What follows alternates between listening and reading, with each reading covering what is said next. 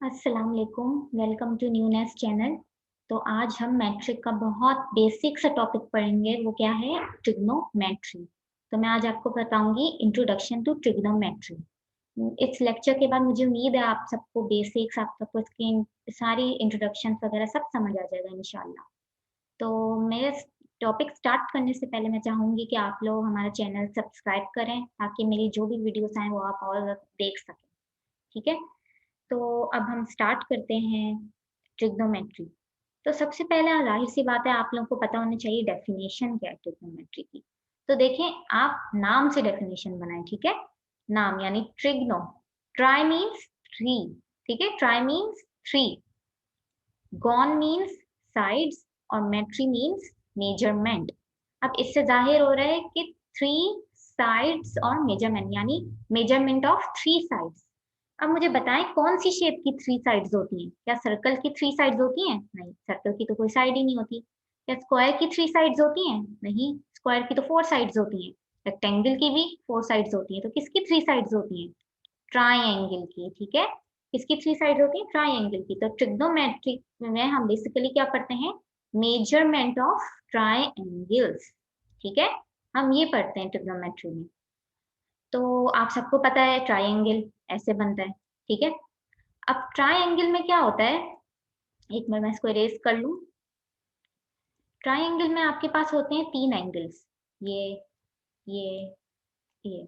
अब ट्रायंगल बहुत सारे तरीके के होते हैं, आइसोसेलेस जिसमें 2 साइड्स इक्वल होती है, एक नहीं होती, और स्केलियन और एक इक्वल, ठीक है? लेकिन एंगल कितने होते हैं? 3 एंगल, और साइड्स कितनी होती हैं? 1, 2 और 3, 3 साइड्स और 3 एंगल, यानी क्या होती है? 3 एंगल्स और 3 साइड्स, तो टोटल क्या हो गए ये? 6 एलिमेंट्स, ठीक है? 6 एलिमेंट्स हो गए, ठीक है? तो ट्रायंगल की बेसिक तो मैं आपको बता दी, जो आपको पहले से पता है।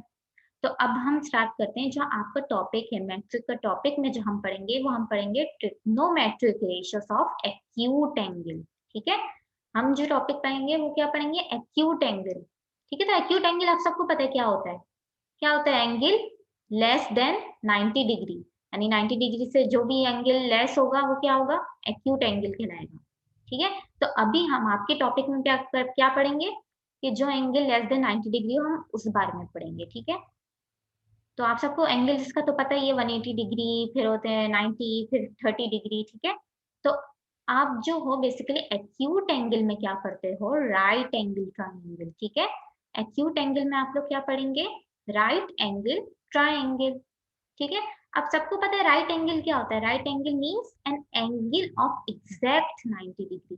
अब सबको पता है 90 डिग्री क्या होता है? ये, इसको हम क्या कहते हैं? ये होता है मेरा 90 डिग्री, ठीक है? वो होता है मेरा 90 डिग्री। अगर मैं इसको इस तरह से बना दूँ तो ये 90 डिग्री तो नहीं होगा, ये कोई ना कोई एंगल होगा, मुझे नहीं पता ये कौन-सा एंगल है, तो मैंने इसको क्या कह दिया? एंगल थीटा, ठीक है? इसको मैंने क्या कह दिया? Angle theta. राइट एंगल के आप समझे सिंबल ये है कि ये इस तरह होगा और ये चीज़ इसकी शो होगी, ये जो ये साइन है इसका मतलब है ये क्या है? राइट एंगल है, ठीक है? या ऐसे बना हो या ऐसे बना हो, ठीक है? अगर इस तरह की शेप हो तो आपका कोई ना कोई एंगल होगा, लेकिन ये कितना होगा? 90 डिग्री से छोटा होगा, ठीक है? ये क्या होगा? 90 डिग्री से छोटा होगा, ज़ाहिर है 90 डिग्री स्ट्रेट है ना, तो जितने एंगल यहाँ बनेंगे या यहाँ बनेगा या यहाँ बनेगा, वो क्या होगा? 90 डिग्री से छोटा, यानी एक्यूट एंगल, ठीक है? तो हम ये चीज़ करेंगे। तो मैंने आपको बता दिया राइट एंगल क्या होता है, तो राइट एंगल ट्रायंगल भी आप लोगों को पता होगा फिर क्या होता है, ठीक है? राइट एंगल ट्रायंगल वो होता है कि वो एंगल, अ, एक मिनट मैं इसको इरेज़ कर दूँ।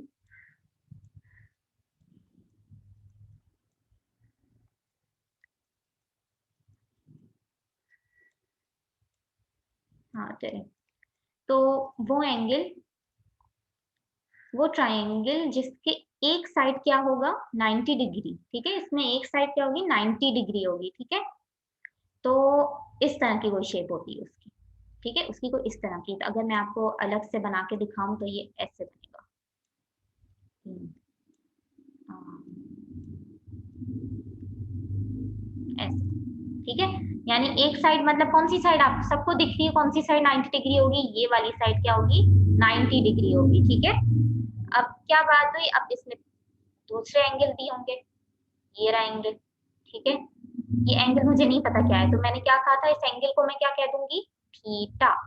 ठीक है, इस एंगल को मैं क्या कह दूंगी, थीटा। तो राइट एंगल ट्राइंगल हम किस तरह से बनाते हैं, या इस तरह बनाएंगे या इस तरह बनाएंगे, ठीक है, या ऐसे बनाएंगे या फिर ऐसे बनाएंगे। ठीक है बेटा। अच्छा, तो अब हम क्या करते हैं, साइड्स के नाम पढ़ते हैं हम। राइट एंगल ट्राइंगल, आप बेसिकली आपके कोर्स में जो है वो क्या है, राइट एंगल ट्राइंगल। ठीक है, तो मैंने आपको राइट एंगल ट्राइंगल बता दिया क्या होता है, जिसमें से एक साइड क्या होगी, 90 डिग्री होगी, यानी एक साइड होगा राइट एंगल, लाजमी राइट एंगल होगा।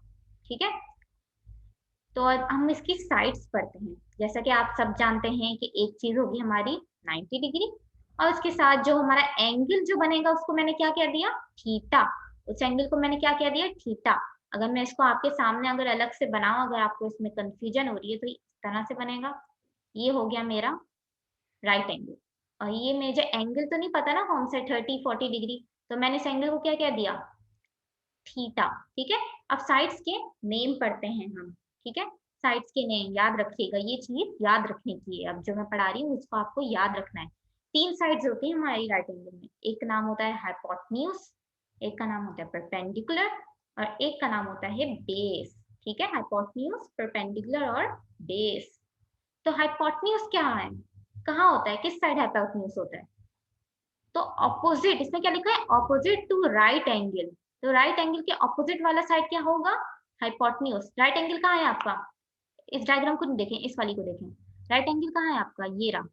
तो ऑपोजिट यानी इसके ऑपोजिट ये वाली साइड क्या होगा, ये वाली साइड हमारी हाइपोटेन्यूज। मैंने एच लिख लिया, एच फॉर हाइपोटेन्यूज। ठीक है, तो यहाँ भी ऐसे हुआ है, ये है ना राइट एंगल, इसके ऑपोजिट वाली साइड क्या हो गई, हाइपोटेन्यूज। मैंने इसको अपोजिट बनाया है, तो यहाँ राइट एंगल कहाँ हुआ, यहाँ पे, तो इसके अपोजिट वाली साइड क्या हो गई, हाइपोटेन्यूज। ठीक है, इजी है ना, बहुत अच्छे से समझ आ जाएगा, आप बस इतना याद रखिए कि राइट एंगल की अपोजिट वाली साइड होगी हाइपोटेन्यूज। अब परपेंडिकुलर कहाँ होगा, जब आपको राइट एंगल पता आपको परपेंडिकुलर भी पता चल जाएगा। तो परपेंडिकुलर है ऑपोजिट टू एंगल थीटा। ठीक है, ऑपोजिट टू एंगल थीटा क्या हो गया हमारा, परपेंडिकुलर हो गया, यानी ये रहा थीटा मेरा। ठीक है, मैंने थीटा यहाँ पे बनाया था, ये रहा। ठीक है, थीटा ये बना मेरा, तो थीटा के ऑपोजिट यानी यहाँ पे। ठीक है, थीटा का ऑपोजिट कहाँ है, ये है, ऐसे राइट एंगल का यहाँ था, थीटा का ऑपोजिट यहाँ है, तो थीटा का ऑपोजिट क्या हो गया, परपेंडिकुलर। पी लिख रही हूँ, पी फॉर परपेंडिकुलर। ठीक है, ये थीटा यहाँ पे, इसका ऑपोजिट ये रहा परपेंडिकुलर। ठीक है, यहाँ है थीटा, इसका ऑपोजिट ये है परपेंडिकुलर। ठीक है, हो जाएगा ना याद आराम से। अब क्या बचा, कौन सी साइड बची, मैंने ये वाली साइड भी बता दी, मैंने ये वाली साइड भी बता दी, ये वाली साइड बची ना। अब जो साइड बची है ना, उसको आप याद रखिए कि वो क्या होगा, बेस होगा। ठीक है, तो मैंने क्या किया, last side which is left, कौन सी साइड बची है मेरी, ये वाली साइड बची है, तो इसको मैं क्या कह दूंगी, बेस, बी फॉर बेस। ठीक है, मैंने ये चीज बता दी, मैंने ये चीज बता दी, कौन सी साइड बची अब, ये वाली, तो इसको मैं कह दूंगी बेस। ठीक है, इसको मैं क्या कह दूंगी, बेस। इसमें कौन सी साइड बची, ये वाली बची, ये सब तो लिख दिया, बता दी परपेंडिकुलर, ये हाइपोटेन्यूज है, कौन सी बची साइड, ये वाली, तो ये क्या हो गया मेरा, बेस। बेस आप बेसिकली आपका क्या है, जिसमें आपका 90 डिग्री भी हो और एंगल थीटा भी हो, इन दोनों के नीचे आपका क्या होता है, बेस, इन दोनों के नीचे आपका क्या होता है, बेस। तो ये है आपका याद करने का तरीका। ठीक है, फिर रिवाइज करा रही हूँ, 90 डिग्री के ऑपोजिट क्या होगा, हाइपोटेन्यूज, थीटा के ऑपोजिट क्या होगा, परपेंडिकुलर, और फिर जो बचा आपका क्या होगा, बेस। ठीक है, तो हमने कौन सी तीन साइड्स पढ़ी, हाइपोटेन्यूज, परपेंडिकुलर और बेस। ठीक है, यहां तक तो आपने समझ लिया। अब हम इसके रेशोस में चलेंगे। ठीक है, अब हम इसके रेशोस में चलेंगे, ट्रिग्नोमेट्रिक रेशो। जैसा कि मैं आपको बता चुकी हूँ कि ये इसके अपोजिट हाइपोटेन्यूज है, यही चीज लिखिए ना, इसके अपोजिट परपेंडिकुलर है, और जो बचा वो क्या है, बेस है, यही चीज बता चुकी हूँ ना मैं। अब हम ट्रिग्नोमेट्रिक रेशियो के कुछ फॉर्मूला पढ़ेंगे, आपने यहाँ तक तो पढ़ लिया, आपको पता चलेगा ट्रिग्नोमेट्री क्या होती है, आपको पता चल गया इसमें क्या होता है, मेजरमेंट ऑफ ट्राइंगल्स। ठीक है, और हम जो आपके कोर्स में पढ़ रहे हैं वो कौन से पढ़, एक्यूट एंगल। ठीक है, ट्रिग्नोमेट्री ऑफ एक्यूट एंगल, और एक्यूट एंगल में हम क्या पढ़ रहे हैं, राइट एंगल ट्राइंगल, जिसमें से मैंने आपको साइड्स बता दी हैं, जिसमें मैंने आपको बता दिया 90 डिग्री, जिसमें मैंने आपको बता दिया थीटा। ठीक है, ये सब मैं आपको पढ़ा चुकी हूँ, तो मुझे उम्मीद है यहाँ तक के आपको एग्जैक्ट समझ आ गया होगा। अब मैं बताऊंगी ट्रिग्नोमेट्रिक रेशियोज, ठीक है। अब ये जो रेशियोज हैं वो कौन कौन से होंगे? साइन थीटा, अच्छा अभी आप इसको भूल जाएं, इसको फिलहाल भूल जाएं, ठीक है। अभी मैं बताऊंगी आपको साइन थीटा, कॉस थीटा और टेंजेंट थीटा, ठीक है। Sine theta, cos theta, tangent theta. अच्छा, ये जो चीज है ना, इसको आप देख के भी मुश्किल लग रहा होगा, लेकिन ये एक्चुअली इसका ऑपोजिट ही है, ठीक है। ये ऑपोजिट ही है इसका, यानी साइन थीटा का ऑपोजिट होगा कॉसेक थीटा, कॉस थीटा का ऑपोजिट होगा सेक थीटा, और टेन थीटा का ऑपोजिट होगा कॉट थीटा, ठीक है। आपको दिखने में जरूर मुश्किल लग रहा होगा, लेकिन है बहुत आसान। इसकी मेरे पास ट्रिक भी है याद करने की, ठीक है। मैंने आपको वो ट्रिक भी बता दूंगी, अगर आपको याद हो गया वो भी ठीक है, अगर ट्रिक से याद करें वो भी ठीक है, ठीक है। तो साइन थीटा मेरे पास क्या होता है? साइन थीटा का फॉर्मूला होता है मेरे पास परपेंडिकुलर अपॉन हाइपोटेन्यूज, ठीक है। तो परपेंडिकुलर अपॉन हाइपोटेन्यूज, जब भी मैं बात करूं परपेंडिकुलर अपॉन हाइपोटेन्यूज की, तो वो मेरे पास क्या होगा? साइन थीटा होगा, ठीक है। वो मेरे पास क्या होगा? साइन थीटा होगा, ठीक है। ये चीज, ये सब याद करना है। जैसे कॉस थीटा का फॉर्मूला क्या है? बेस अपॉन हाइपोटेन्यूज, क्या हो गया? बेस अपॉन हाइपोटेन्यूज, सही है बेटा। और टेंजेंट थीटा का फॉर्मूला मेरे पास क्या है? परपेंडिकुलर अपॉन बेस, ठीक है। ये फॉर्मूला है, अगर जैसे फॉर एग्जांपल आपके पास परपेंडिकुलर की वैल्यू गिवन हो, क्या वैल्यू हो? फॉर एग्जांपल 3, ठीक है। हाइपोटेन्यूज की वैल्यू मुझे गिवन है 6, ठीक है। अगर मैं कहूँ कि मुझे चाहिए साइन थीटा, तो आप साइन थीटा कैसे फाइंड करेंगे? तो साइन थीटा का फॉर्मूला क्या है मेरे पास? परपेंडिकुलर अपॉन हाइपोटेन्यूज, यही फॉर्मूला है ना। तो परपेंडिकुलर, ठीक है। परपेंडिकुलर आप सबको पता है, ये गिवन नहीं होगा। ये जो परपेंडिकुलर मैंने लिखा है ये गिवन नहीं होगा, आपको खुद बताना पड़ेगा कि कौन सी साइड परपेंडिकुलर है, कौन सी साइड हाइपोटेन्यूज है और कौन सी साइड बेस है, ठीक है। ये चीज आपको खुद बतानी पड़ेगी। चले अभी बेसिक्स हैं इसलिए मैं आपको साइड्स बताएं आप लोगों को। तो परपेंडिकुलर मेरे पास क्या दिया हुआ है? 3, तो परपेंडिकुलर की जगह मैं क्या लिख दूंगी? 3। हाइपोटेन्यूज मेरे पास क्या दिया हुआ है? 6, तो हाइपोटेन्यूज की जगह मैं क्या लिख दूंगी? 6, ठीक है। तो 3 1 जा 3, 3 2 जा 6, तो साइन थीटा मेरे पास क्या आ गया? 1/2। इस तरह से हम सॉल्व करते हैं, ठीक है। तो इसी तरह cos theta is equal to base upon hypotenuse, tangent theta is equal to perpendicular upon base. अगर अगर आपने ये फॉर्मूला पूरा याद कर लिया, ठीक है, अगर आपने ये फॉर्मूला याद कर ली तो ये बहुत आराम से याद हो जाएंगे। क्यों? क्योंकि ये इसके ऑपोजिट है। ऑपोजिट मीन्स ये इसका इनवर्स है, ठीक है। ये क्या है? इनवर्स है इसका। अच्छा, तो अब मैं आपको बता रही हूँ इसकी ट्रिक याद करने की, ठीक है। मैं इसकी ट्रिक याद करने की बता रही हूँ आपको।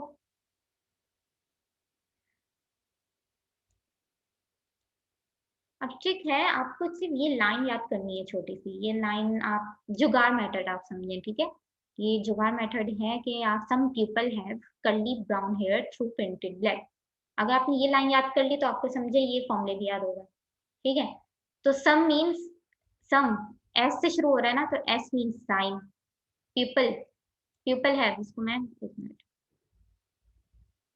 चलो, ठीक है। सम पीपल हैव, तो S for sine, P for perpendicular, H for hypotenuse, ठीक है। तो सम पीपल है यानी sine is equal to perpendicular upon hypotenuse. C से क्या आता है? C से cos आता है, तो C is equal to brown hair. B से क्या आता है? बेस अपॉन हाइपोटेन्यूज, हेयर से H से हाइपोटेन्यूज, ठीक है। T से क्या आएगा? टेंजेंट, तो tan is equal to tented perpendicular upon base, ठीक है। बस आपको अगर ये ट्रिक याद कर ले तो आपको ये आसानी से याद हो जाएगा, सही है ना। फिर से सुन लें।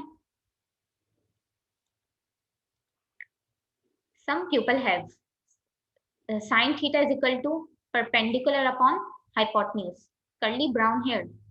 cos theta is equal to base upon hypotenuse, till painted brush, through painted brush. तो tan theta is equal to perpendicular upon base, ठीक है। ये याद हो जाएगा आपको। तो अगर आपने ये चीज याद कर ली तो आप ये चीज तो आराम से याद कर सकते हैं। क्यों?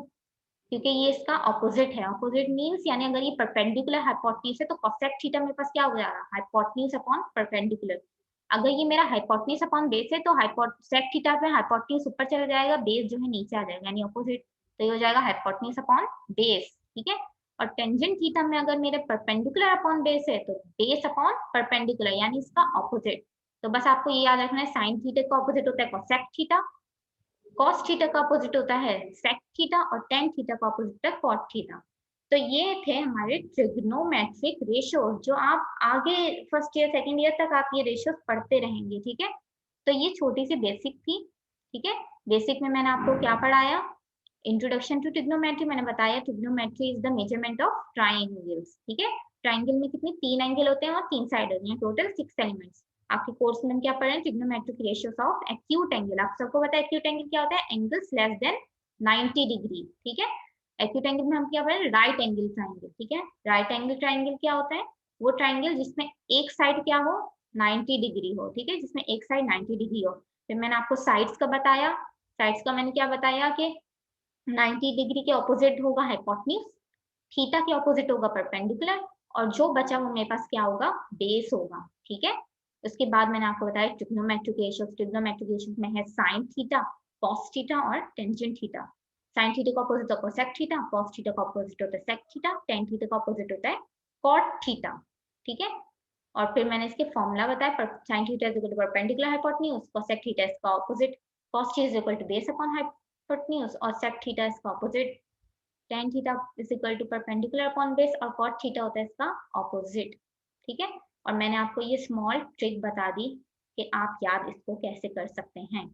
तो आपकी जो एक्सरसाइज है, आप लोगों जो मैट्रिक में एक्सरसाइज 15.1 15.2 वगैरह, तो उसमें आप इस चीज का इस्तेमाल करेंगे, ठीक है। तो इंशाल्लाह आपको कोई प्रॉब्लम नहीं होगी, मुझे उम्मीद है आपको ये बेसिक्स आपको समझ आई हो। तो नेक्स्ट क्लास में हम कुछ ये प्रॉब्लम्स करेंगे, ठीक है। अल्लाह हाफिज, और चैनल को सब्सक्राइब कर दीजिएगा।